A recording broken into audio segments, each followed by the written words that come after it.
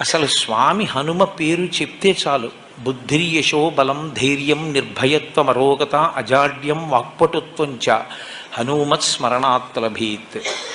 హనుమని స్మరించినంత మాత్రం చేత, హనుమకి నమస్కరించి హనుమని సేవించినంత మాత్రం చేత హనుమ యొక్క గొప్పతనం ఎక్కడుందంటే అజాడ్యం. ఆయనని సేవించినటువంటి వారికి జాడ్యము పోతుంది. జాడ్యము అంటే జడత్వము.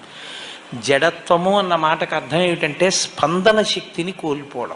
శ్రీరామాయణంలో రామచంద్రమూర్తిగా శ్రీ మహావిష్ణువు వచ్చే ముందే బ్రహ్మదేవుడు అనేక మంది దేవతల్ని శాసించాడు. రావణ సంహారం అంటే అంత తేలికైన విషయం కాదు. నరవానరముల చేత సంహరింపబడడు కనుక, ఆయన నరవానరముల చేత సంహరింపబడనని వరం అడగలేదు కనుక మీ అందరూ కూడా వానరాంశలలో వెళ్ళండి అన్నాడు. దేవతలందరూ వానరుల యొక్క అంశలలో వచ్చారు.